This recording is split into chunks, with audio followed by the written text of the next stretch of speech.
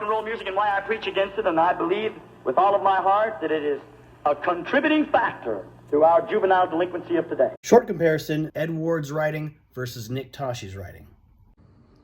Lou Chudd was concerned. Very concerned. The Mesner brothers, who ran the Aladdin label, had managed to score a coup by going into New Orleans to record Amos Milburn, and were getting hit out after hit out of him.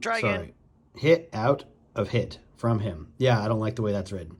Chudd was on a talent scouting tour in Houston at Don Robey's Bronze Peacock Club. Saw a set by a New Orleans trumpet player named Dave Bartholomew. New Orleans, New Orleans, Nolans, New Orleans.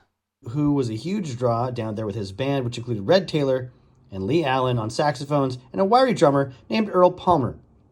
Chudd immediately offered Bartholomew a contract and asked him to look out for talent back home in New Orleans for him, with a nice signing bonus for acts he found.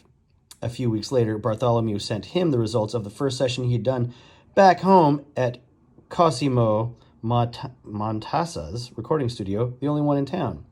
Jewel King's 3 times 7 equals 21, which became a top 10 hit right off. Next came a piano player, a 21-year-old named Antoine Domino, whom everyone called Fats. You never see enough Bartholomews these days. Bronze Peacock Club, I'd go to that place. They'd probably throw me out, but damn it, Ed Ward's History of Rock and Roll is amazing. I love reading it, and I love reading about rock and roll.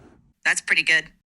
Ed's History of Rock and Roll is probably the best scholarly work I've read on the subject, but you can't read it for more than a couple of pages at a time without going cross-eyed, because in order to cover all this information, he has to do it while sacrificing narrative, poetry, wordplay, any of that kind of stuff in any sort of human, compelling way, in an effort to get out all the things that happened in rock and roll every single month that occurred between the 1920s and the late 1950s.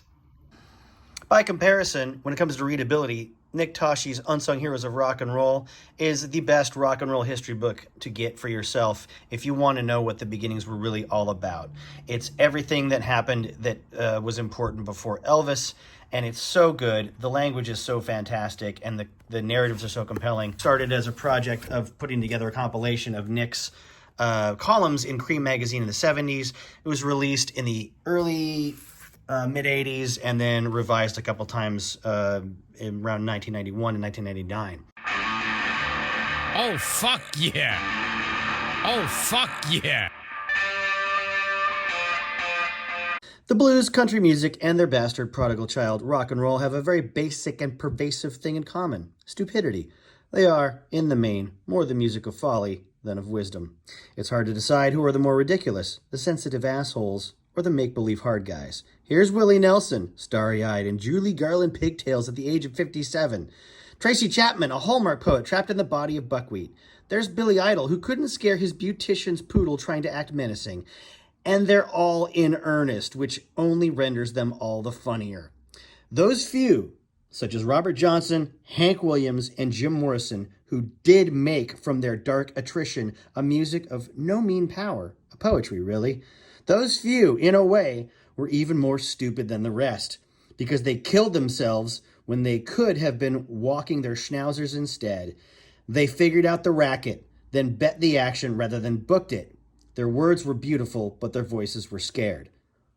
All in the way of bringing us, you and me, pal, in our mutual quest for worthless knowledge, to the not unworthy matter of a noble and mighty man named Big Joe Turner, the rock and roll patriarch who outlived and outrocked them all. Never did he sing scared. Never did he appear in public wearing pigtails or a chartreuse cod piece.